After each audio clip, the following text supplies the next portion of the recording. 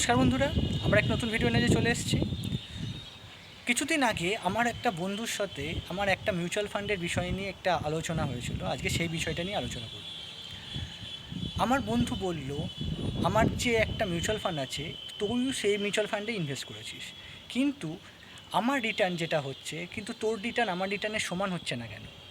সেক্ষেত্রে বলবো, এক্ষেত্রে রিটার্ন একই রকম মিউচুয়াল ফান্ড হতেই পারে, কিন্তু রিটার্ন এখানে আলাদা হতেই পারেন। কারণ হচ্ছে আমরা সেম টাইমে ইনভেস্টমেন্ট করিনি। আমি যদি একটা এক্সাম্পল দিয়ে ধরি, আমি একটা এসবিআইয়ের একটা যে কোনো মিউচুয়াল ফান্ডে করলাম, বা এসবিআই সেই মিউচুয়াল ফান্ডে আমি যখন মার্কেট পড়ে গেছিলো সেই সময় আমি ইনভেস্ট করা শুরু করেছি, তাই আমার রিটার্নটা একটু আলাদা হবে। কিন্তু আমার সেই বন্ধু যদি মার্কেট যখন ওপরে সেরকম জায়গায় যদি ইনভেস্ট করে থাকে, তাহলে তার রিটার্ন সমান হবে কী করে? এখানে রিটার্ন পাওয়ার জন্য সবথেকে সেরা সময় হচ্ছে যখন মার্কেট নিচে থাকে, সেই সময় যদি আপনারা ইনভেস্টমেন্ট শুরু করেন, তাহলে সেক্ষেত্রে রিটার্নটা বেশি পাওয়া যায়। তাই সেম মিউচুয়াল ফান্ড হলেই হলো না, আপনি কখন ইনভেস্টমেন্ট করছেন তার উপরও ডিপেন্ড করছে আপনার রিটার্ন কত।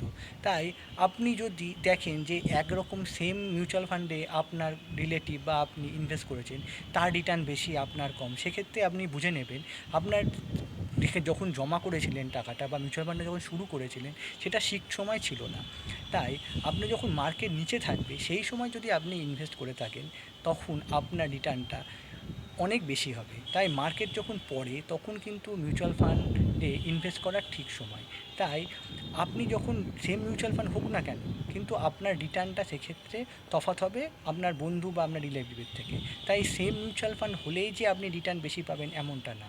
আপনি কখন ইনভেস্টমেন্ট করছেন বা আপনার টাইম হরাইজন কতদিন, তার উপর ডিপেন্ড করছে আপনার রিটার্ন।